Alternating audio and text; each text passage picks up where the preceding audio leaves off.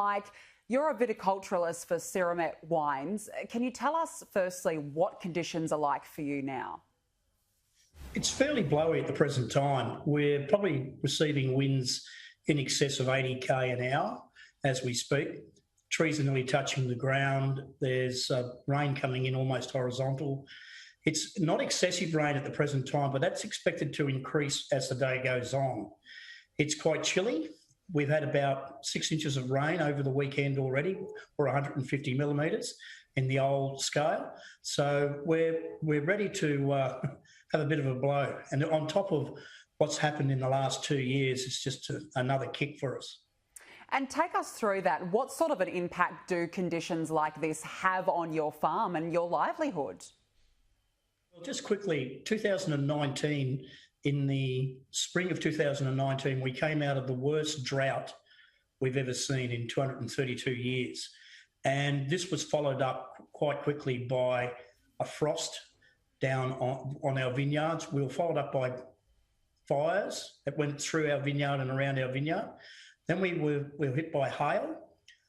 We were hit by a flood in January 2020. Then we were hit by a grasshopper plague in February 2020. Then, of course, COVID.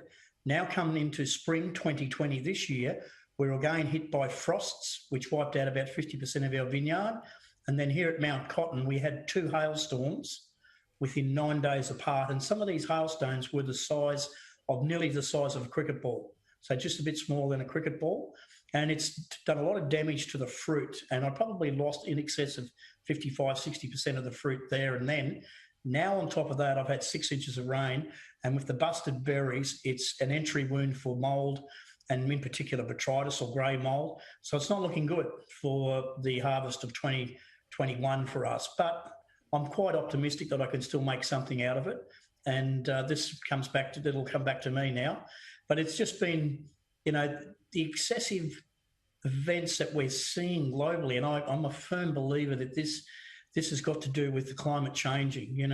I think our greenhouse emissions being pumped into the atmosphere isn't assisting in any way. We're getting more weather conditions. We're getting a lot more vapour in the atmosphere. The planet has warmed by 1.47 when they thought this would happen by the year 2030. Well, this has happened in the year 2020. But more importantly, what I'm seeing on the ground here is that our nighttime temperatures throughout the growing season are not dropping. We're getting down to only 28 degrees.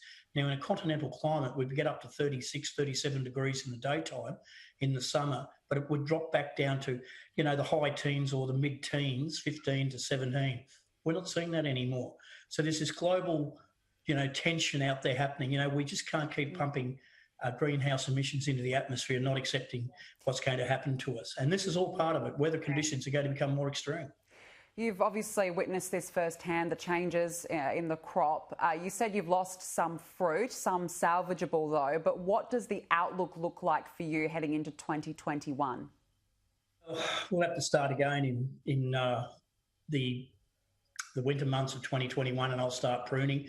But the hail was that severe, even the buds where the shoots come from, it's hit those buds. So I won't know the full extent of the following year's crop, because if the hail has damaged those buds, well, then that has a detrimental effect on the quality and the quantity of fruit for the next season as well. But I won't know that until I do bud dissection, and that'll happen in probably June, July of next year. So, it's behind the black ball again, but as they say, typical farmers, we're always behind the black ball. Just wouldn't be nice to be one day in front of the black ball, It's been a bit tragic for all farmers up here, and we don't need the excessive rain. It's good to get rain, but we don't need these winds. Even the winds are doing an awful lot of damage to the canopy of the vineyards.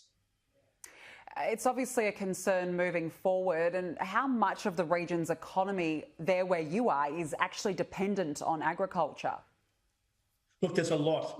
You're right inland as far as you can go to the Darling Downs, and from the coastal strip here around the Redland Bay Shires and then up towards the Sunshine Coast and into the hinterlands, and even the Gold Coast and in through Bow Desert and Boona.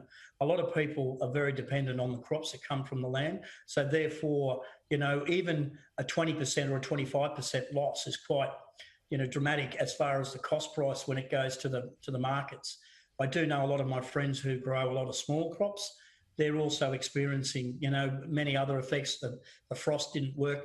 With these winds, it does knock plants around so much that they find it hard to respond and get back on their feet. So we're seeing that, the unfortunate thing is it's going to hit the consumer, and that's not what we want. The weather that we are seeing today and potentially the next couple of days, experts believe that this is the start of the La Nina now kicking in. Are you worried about that? Are you worried about this season? My word, if we get La Nina, and it's unfortunate, rain for some farmers is the joy, and for other farmers, it's the detriment. If we get rain in January and massive amounts of rain in January and February, you can practically kiss our crop goodbye. It will begin to mould. Grapevines are fairly delicate, and they're also what I call the canary in the coal mines as far as agriculture goes. They're so dependent on the 4 distinctive seasons, and they're very dependent on the way that they flow throughout the year, and in particular how they react to global tensions as far as climate variances go. And if we get that massive rain, that's goodbye. We won't pick a bunch of fruit. Well, we certainly hope that you get through it, and all the best for the crop for 2021. Mike Hayes, thank you for joining me. Okay, bye now.